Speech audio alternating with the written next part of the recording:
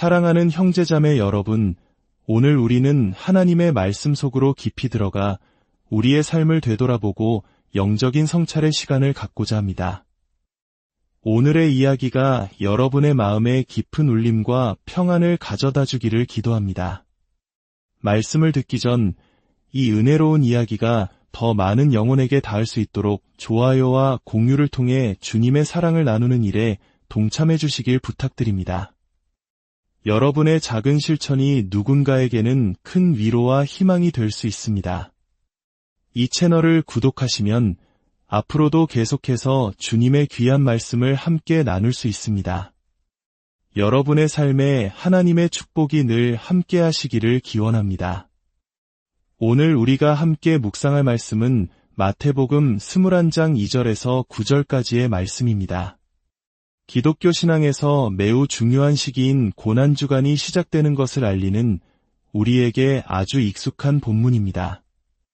우리는 이 날을 종려주일이라 부르며 기념합니다.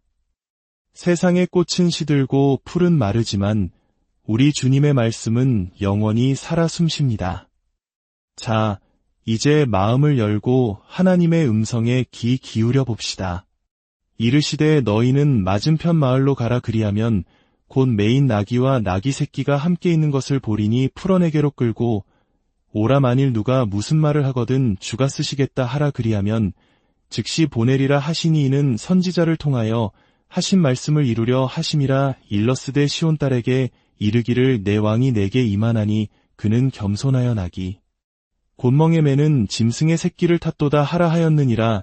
제자들이 가서 예수께서 명하신 대로 하여 나귀와 나귀 새끼를 끌고 와서 자기들의 겉옷을 그 위에 얹음에 예수께서 그 위에 타시니 무리의 대다수는 그들의 겉옷을 길에 펴고 다른 이들은 나뭇가지를 베어 길에 펴고 앞에서 가고 뒤에서 따르는 무리가 소리 높여 이르되 호산나 다윗의 자손이여 찬송하리로다 주의 이름으로 오시는 이여 가장 높은 곳에서 호산나 하더라. 아멘.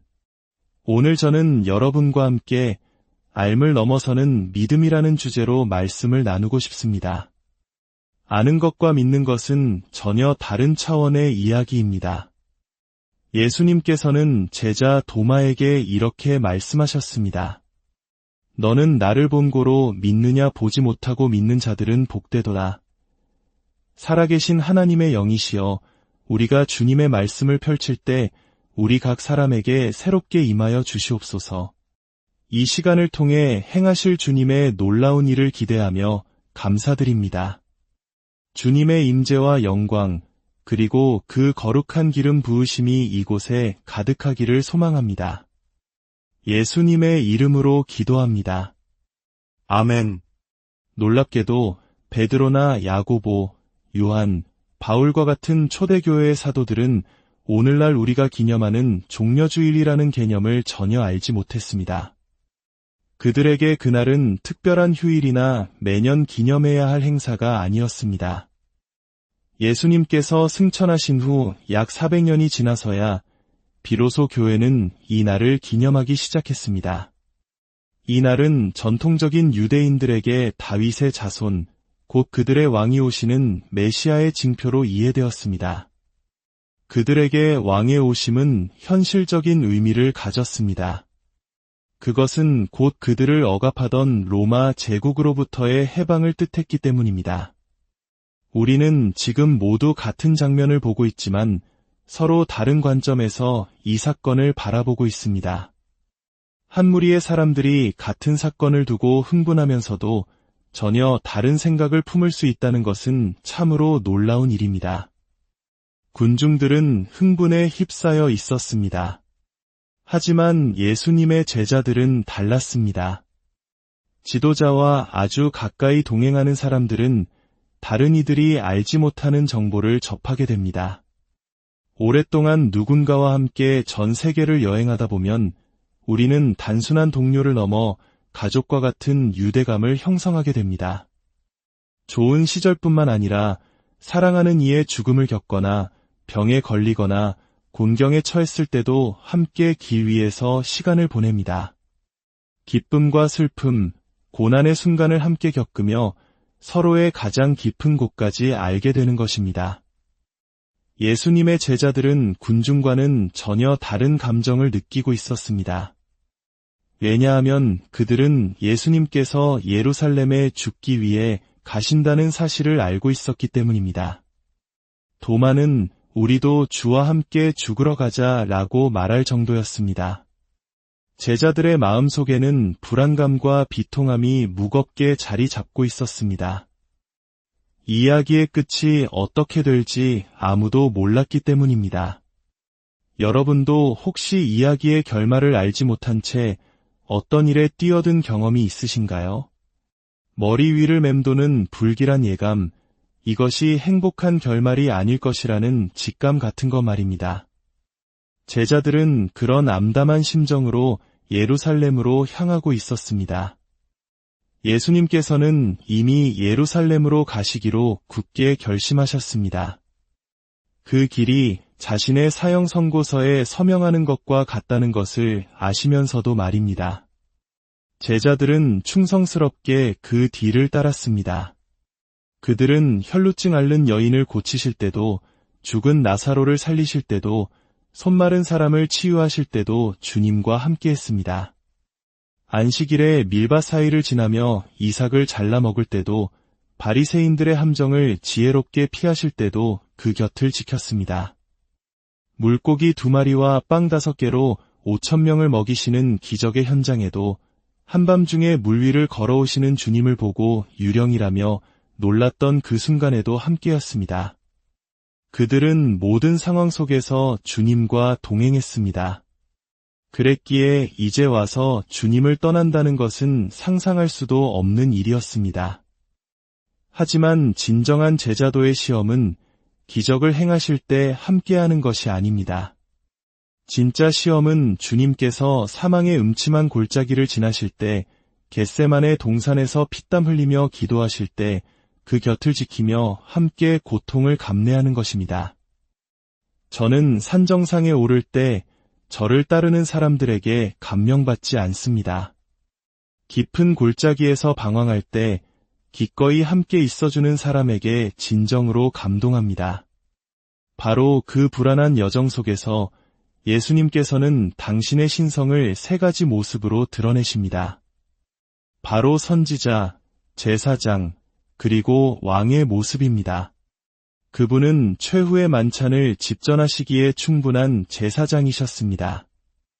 유월절에 성찬을 나누시며 새로운 언약을 세우셨습니다. 또한 그분은 다른 마을에 가보지도 않고 그곳에 나귀와 그 새끼가 함께 묶여 있다는 것을 아시는 선지자이셨습니다. 저는 이 대목을 읽을 때마다 큰 기쁨을 느낍니다. 만약 하나님께서 이름 없는 나귀 1마리가 어디에 매여 있는지를 아신다면 제가 지금 어디서 무엇을 하며 힘들어하는지 굳이 무릎 꿇고 장황하게 설명할 필요가 없다는 확신이 들기 때문입니다. 하나님은 즉흥적으로 일하지 않으십니다. 그분은 수년 전부터 바로 그 순간을 위해 그 나귀를 그 자리에 예비해 두셨습니다. 혹시 지금 어딘가에 묶여 있다고 느끼는 분이 계십니까? 하나님은 당신을 잊지 않으셨습니다. 그분은 가장 완벽한 때가 올 때까지 당신을 그 자리에 두실 뿐입니다. 다른 사람들이 당신을 앞질러 가는 것처럼 보여도 전혀 개의치 마십시오. 당신의 때가 오면 하나님께서 당신을 부르실 것이며 그 어떤 것도 당신을 막을 수 없습니다. 하나님께서는 당신이 어디에 있는지, 무엇에 묶여 있는지 정확히 알고 계십니다.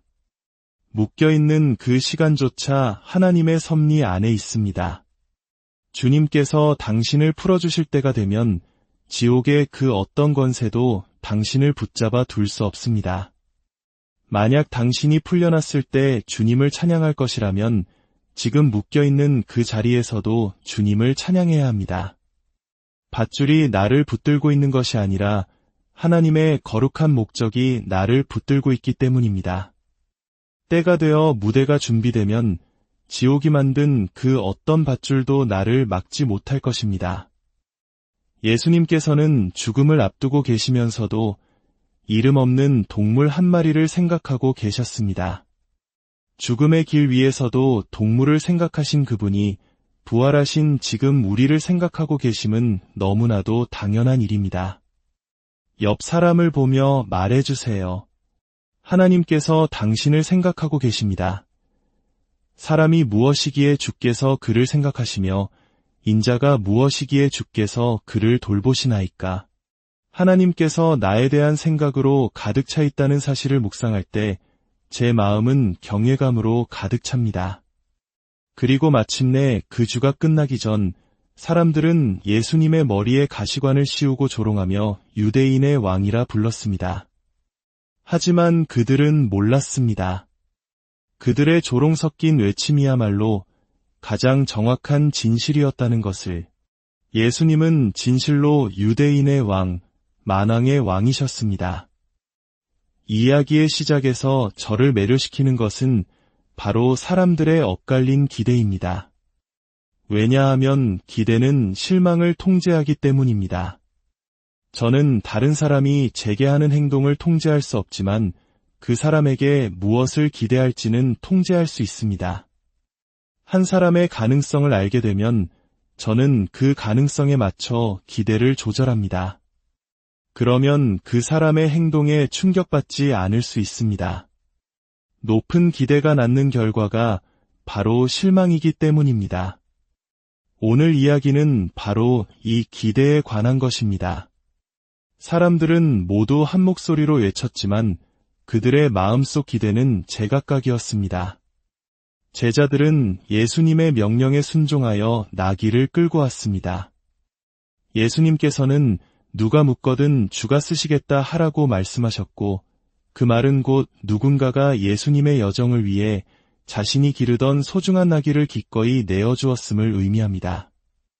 여러분은 하나님의 나라를 위해 여러분이 아끼고 기르던 소중한 무언가를 내어드린 적이 있습니까? 희생 없이는 성공도 없습니다. 예수님은 지금 한 이름 없는 신도의 희생과 자비 위에 앉아 계십니다. 그 희생은 주가 쓰시겠다는 그 이름의 권위 위에 세워져 있습니다. 진정한 힘은 근육에서 나오는 것이 아닙니다. 당신의 이름이 다른 사람의 자원을 열 수 있는 문이 될 때 그것이 바로 진정한 힘입니다. 예수님께서 나귀를 타고 입성하신다는 사실은 그분이 다윗의 자손으로서 왕이 되실 것이라는 사람들의 기대를 더욱 부풀렸습니다. 구약의 예언들은 산봉우리는 보여주었지만 그 사이의 깊은 골짜기는 보여주지 않았습니다. 즉, 그리스도의 초림과 재림에 대해서는 예언했지만 그 사이에 있을 그리스도의 죽음에 대해서는 거의 말하지 않았습니다. 왜냐하면 그 죽음은 과정이었기 때문입니다. 하나님은 우리에게 약속의 비전은 보여주시지만 그 과정의 세세한 부분은 거의 알려주시지 않습니다. 만약 우리가 그 고통스러운 과정을 미리 다 알게 된다면 약속을 향해 나아가기를 포기할 것이기 때문입니다. 군중들은 예수님이 그들을 억압하는 로마로부터 해방시켜줄 정치적 메시아가 되기를 기대했습니다. 그들은 자신의 땅에서 노예처럼 살고 있었습니다. 우리 한국인들은 일제강점기 시절 우리 땅에서 2등 시민으로 살아야 했던 조상들의 고통을 기억합니다. 바로 유대인들이 그런 심정이었습니다. 그들은 자신들의 문화와 전통, 심지어 종교까지 위협받는 상황에서 절박하게 구원자를 기다리고 있었습니다. 그래서 그들은 스가랴 9장 9절의 예언이 성취되는 것을 보며 열광했습니다. 시온에 따라 크게 기뻐할지어다 예루살렘에 따라 즐거이 부를지어다 보라 내 왕이 내게 임하시나니 그는 공의로우시며 구원을 베푸시며 겸손하여서 나귀를 타시나니 나귀의 작은 것 곧 나귀 새끼니라. 그들은 예수님께서 나귀를 타고 오시는 것을 보며 우리의 해방자, 우리의 넬슨 만델라, 우리의 독립운동가가 마침내 오셨다고 외쳤습니다. 호산나 다윗의 자손이여. 그들의 외침은 정치적 해방을 향한 열망이었습니다. 하지만 군중이 기쁨의 환호성을 지르는 동안 제자들은 고통을 느끼고 있었습니다.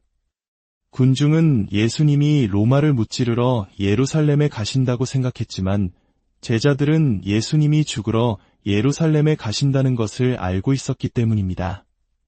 만물의 주관자이신 예수님, 평화의 왕이신 예수님께서는 이풍당당한 군마나 화려한 전차를 타지 않으셨습니다. 그분은 가난한 아이나 탈법한 작고 초라한 나귀를 타셨습니다. 그것은 나는 억눌린 자들의 하나님, 상한 심령의 하나님, 버림받은 자들의 하나님이다 라고 선포하시는 것과 같았습니다. 그분은 하늘 보좌의 영광을 버리고 스스로를 낮추어 우리 가운데 거하기 위해 나귀 등에 앉아 우리에게 오셨습니다. 성경에 나오는 모든 기적을 보십시오. 하나님은 언제나 당신이 가진 것을 사용하셨습니다. 당신의 다음 기적은 당신의 손이 닿는 곳에 있습니다. 다른 사람의 집에서 당신의 기적을 찾지 마십시오. 당신의 기적은 당신의 집, 당신의 머리, 당신의 생각, 바로 당신 안에 있습니다. 이야기에는 극단적인 대조가 가득합니다. 호산나 다윗의 자손이여 라는 환호와 그를 십자가에 못 박으소서 라는 저주, 겟세마네에서의 저항과 마을에서의 순종, 우리 삶도 마찬가지입니다. 우리 안에는 서로 다른 양극단이 존재합니다. 우리는 그 어느 한쪽도 죽일 수 없지만 다른 한쪽을 통제함으로써 최상의 자기 자신이 될 수 있습니다. 예수님은 십자가를 향해 가고 계셨습니다. 그분은 레위기에 나오는 속죄양의 역할을 감당해야 한다는 것을 아셨습니다.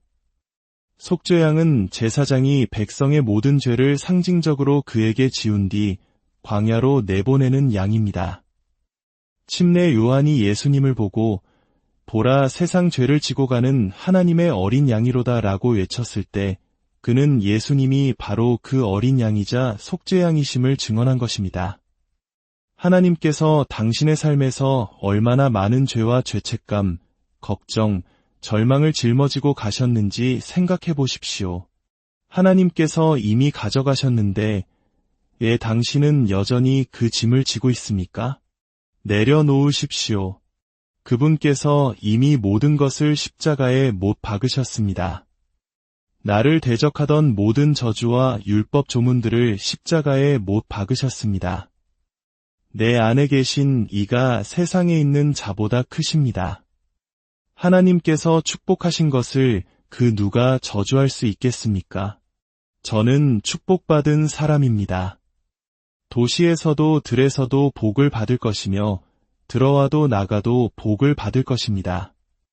당신이 나를 좋아하지 않아도 나는 여전히 축복받은 사람입니다. 당신이 나를 미워해도 나는 여전히 축복받은 사람입니다.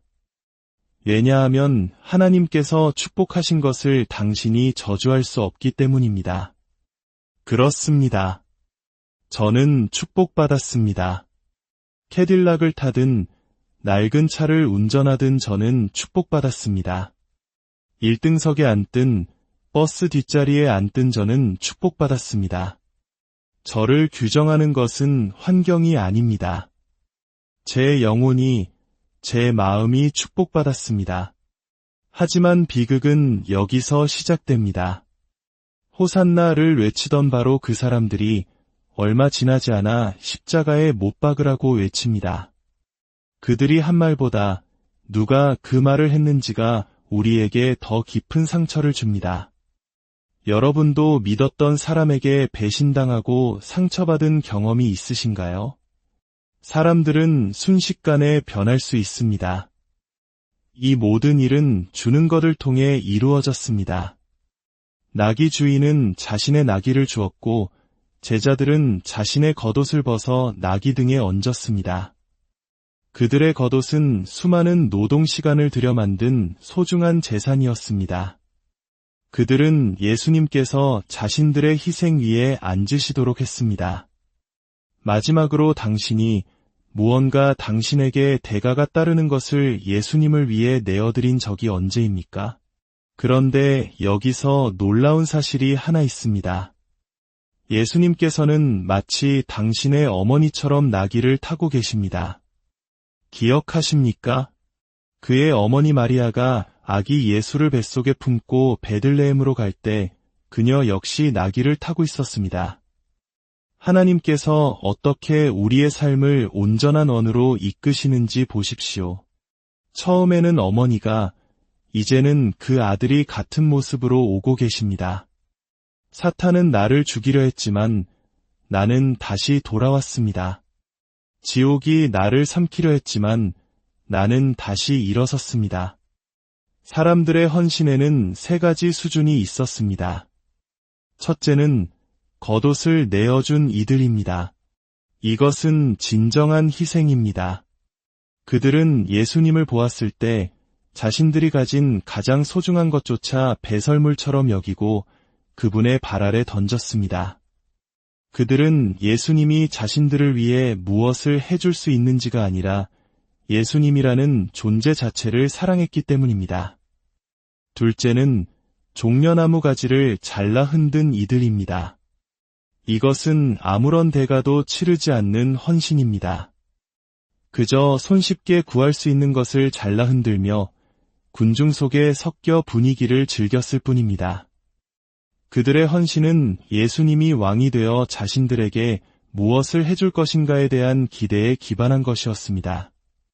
셋째는 입술로만 찬양한 이들입니다. 그들은 아무것도 내어주지 않았습니다. 그저 소리만 요란하게 질렀을 뿐입니다. 가장 시끄러운 사람들이 가장 적게 헌신하는 경우가 많습니다. 하나님은 우리의 입술의 고백만이 아니라 우리의 삶의 희생을 원하십니다. 그들이 십자가에 못 박으라고 소리친 이유는 그들이 실망했기 때문입니다. 그들은 하나님이 자신의 계획을 이루어 주실 것이라고 기대했습니다. 하나님이 당신의 욕망을 채워주는 분이라고 생각하셨습니까? 아닙니다. 하나님은 당신을 위해 일하지 않으십니다. 우리가 하나님을 위해 일하는 것입니다. 이것이 오늘 우리의 가장 큰 도전입니다. 종려나무 가지를 흔들거나 입술로만 찬양하는 사람이 아니라 제자들처럼 되는 것입니다. 그들은 자신들의 구원자가 죽으러 간다는 것을 알면서도 기꺼이 자신들의 겉옷을 내어드렸습니다. 그것이 바로 앓을 넘어서는 믿음이며 진정한 예배입니다. 주님께서 왕국을 회복시켜 주시지 않더라도 나는 내 겉옷을 드리겠습니다. 내 삶이 변하지 않고 그대로일지라도 나는 내 겉옷을 드리겠습니다. 당신만 계시다면 충분합니다. 결혼을 하든 못하든 좋은 집이 있든 없든 직장이 있든 없든 나는 주님을 찬양할 것입니다. 하나님의 길은 우리의 길보다 높고 그분의 생각은 우리의 생각보다 깊습니다. 하나님께서는 아브라함에게 100세에 얻은 아들 이삭을 바치라고 명하셨습니다. 아브라함은 어디로 가야 하는지도 모른 채 길을 떠났습니다. 이삭이 아버지, 불과 나무는 있는데 번제할 어린 양은 어디 있나이까? 라고 물었을 때 아브라함은 내 아들아, 번제할 어린 양은 하나님이 자기를 위하여 친히 준비하시리라고 답했습니다. 아브라함은 몰랐습니다. 그러나 그는 믿었습니다. 이것이 바로 하나님께서 오늘 걱정이 많은 당신에게 주시는 말씀입니다. 내가 그곳에 도착했을 때 모든 것이 예비되어 있을 것이다. 모든 것을 알아야만 한다고 생각하는 이들에게 말합니다. 당신은 하나님과 동행할 기회를 놓치고 있습니다. 하나님과 동행하는 것은 불확실성 속에서도 평안을 누리는 것입니다. 우리는 모릅니다. 모든 것이 괜찮아질지, 내일 해고당하지는 않을지, 우리가 사랑하는 사람이 안전할지 우리는 모릅니다. 하지만 우리 평화의 아름다움은 우리가 앓을 넘어서 믿을 수 있다는 데에 있습니다. 하나님께서는 당신이 알기를 원하지 않으십니다. 그분은 당신이 믿기를 요구하십니다. 당신의 눈으로 보지 못했으나 그럼에도 불구하고 믿는 자, 그가 바로 복 있는 사람입니다. 머리 숙여 기도하겠습니다. 주님, 우리는 너무나 많은 것을 알려고 애쓰며 살아갑니다. 미래를 통제하려 하고 모든 불확실성을 제거하려 합니다. 하지만 오늘 말씀을 통해 진정한 믿음은 우리의 암과 이해를 넘어선 곳에 있음을 깨닫습니다. 주님, 우리가 이해할 수 없는 상황 속에서도 주님을 신뢰하게 하소서. 제자들처럼 결과와 상관없이 우리의 가장 소중한 것을 주님 발 앞에 내려놓는 참된 예배자가 되게 하소서. 우리의 기대가 무너질 때 실망하여 주님을 등지는 자가 아니라 그럼에도 불구하고 주님의 선하심과 신실하심을 믿고 따르는 자녀가 되게 하소서. 지금 이 순간에도 알 수 없는 미래로 인해 불안해하는 모든 영혼들에게 알을 넘어서는 믿음의 평안을 허락하여 주시옵소서. 예수 그리스도의